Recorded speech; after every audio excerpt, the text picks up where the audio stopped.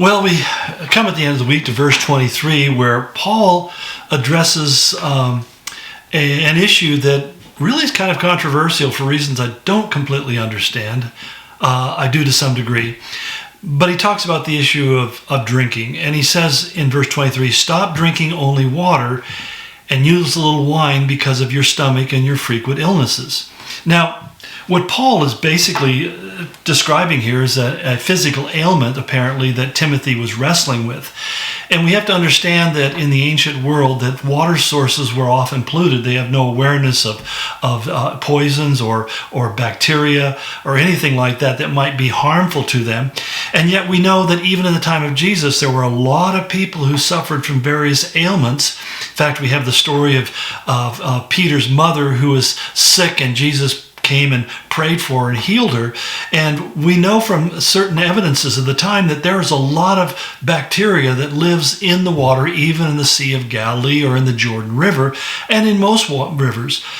Some people's bodies have become adjusted to that. They've developed antibodies that keep them from being harmed by it, but other people do not, and it can be deadly. In fact, I remember the first time I was in India and I was traveling in the back country. We were going through the jungles and various rural areas, and basically the warning they gave me was not to drink the water, that only drink water that had been boiled. At that time, they didn't have bottled water, so if you wanted to drink water, you had to boil it. I had a purifier thing that I brought with me so I could purify the water before I drank it, because it had things in it that would have made me extremely sick. And there were two various occasions where I became very sick because of probably something that I drank that wasn't boiled or heated beforehand. But to say all of that, even some of the Indian men who were with us on this evangelistic team who had come from different parts of India, they say, we come from a different part of India, we come here in the south, and we get sick because our bodies are not adjusted to the water systems here. So this was something that exists in a lot of the world. Clean water is one of the most wonderful things that people can enjoy. One of the things that we've had the opportunity to do is to really invest in digging wells in different parts of India and other countries to help them get a pure, clean water supply, or at least more clean than what they would get from dredging it out of the river. But in the ancient world, and this is probably true with Timothy, he was not from Ephesus. He'd come from a different area, and he probably had some bacterial problems with the water. So how do you deal with that? Well, one of the common ways to deal with bacteria in the water in those days, although they didn't know it, somebody understood that when you poured wine into the water became more palpable. Now, mixing wine and water together was a pretty common practice in those days, simply because it was a way to stretch the beverage. But they also noticed, and this was even true in the colonial days in the United States, that waterborne diseases was very common. And most people get kind of a little bothered by this, but George Washington was the largest distiller of whiskey in the colonies, and doctors recommended people drinking whiskey and wine and other fermented liquors or alcohols or drinks simply because they didn't get the waterborne illnesses. Well, obviously that led to other problems, because we find soon after the American Revolution that alcoholism was rampant. In fact, it's in a population of some 5 million people. There's something like 250,000 acknowledged alcoholics. I mean, you're talking about 10% of the population. So it was a very, very serious problem. And so that's where this whole issue becomes really kind of tense, and people tend to talk over each other. People who've had problems with alcohol, or people who have had relatives that had problems with alcohol, are very, very justifiably bothered by wine bibbers, if you will. They really get bothered by people who freely drink, and that's understandable. But at the same time, what Paul is doing here is he's not forbidding people from drinking wine, and that's part of the issue we have to deal with. Is wine was pretty ubiquitous. It was part of the culture, part of the life, and still is in many parts of the world. And so you can't put a prohibition and say you're going to hell if you do this, or you're in sin because you do it. What the Bible does prescribe very clearly is drunkenness. Drunkenness is wrong under any circumstances, and if your senses are being affected by alcohol, then you need to stop. It's just really that simple. It's an issue of self-control. And if you're not able to stop, then you need to never start. And just let me be very, very clear on that. But there's really a deeper principle here that's going on as well. Because when he tells them to take a little wine because of your stomach's sake, it is understood. When I was a kid, when I got indigestion, got sick, my mom gave me a glass of wine. Not a big one, but just a little small one to drink. It's because it'll be good for your stomach. And lo and behold, it actually did work. I mean, the stomach ache would go away and I felt better because it has certain antiviral properties in it. And that's essentially what Paul was talking about. He's talking about Timothy taking medication. And so one of the things that I think we can extrapolate from this is that we should not do things that neglect the body, because sometimes people think neglecting the body makes us more spiritual. So they don't concern themselves with their diet. They don't concern themselves with exercise.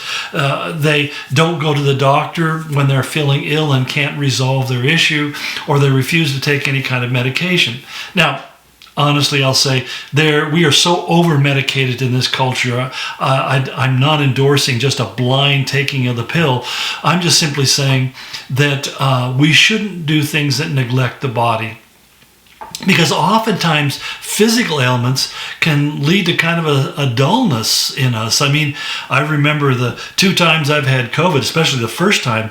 I mean, I have never been so sick in my whole life, and in a way that I can't even describe why I was sick. It was so bizarre. I guess basically any virus that's been modified and designed as a weapon does that to you. But the simple fact is, and in fact, I think in my second occasion, I find that I still have trouble with my endurance. It's greatly reduced. So saying all of that, what that does is it makes you tired and sometimes neglectful. And that's been my biggest challenge since I got over the COVID the second time, is that I get so worn out and exhausted after what I usually be able to do quite a bit. And the long and the short of it is it's saying that no machine runs well if it's not cared for. And my body, my physical body, is like a machine. It needs to be cared for. It needs to be given attention. And, somebody once said, well, I don't want to rust out, so I'm going to burn out. And I loved Chuck Swindoll's response. He said, well, whether you rust out or burn out, it doesn't really matter, because either way, you're out.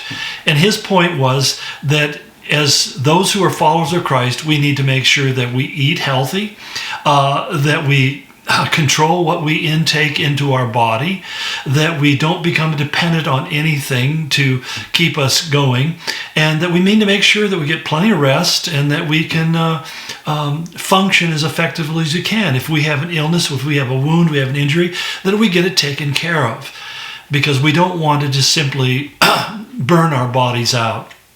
And so I think this is Paul's basic instruction here. What he is not doing, he's not giving license to indulge in any kind of excesses.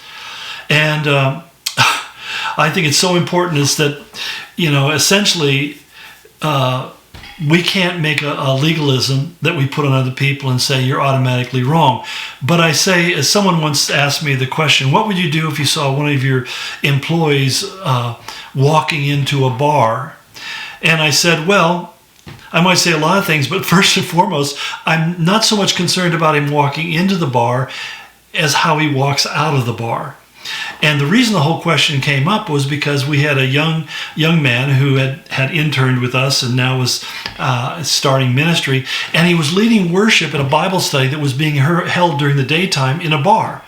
And the whole idea behind it was because this guy could get non-Christians to come and sit there and he talked about the Lord. They didn't drink, but they just sat there and got permission to use the space.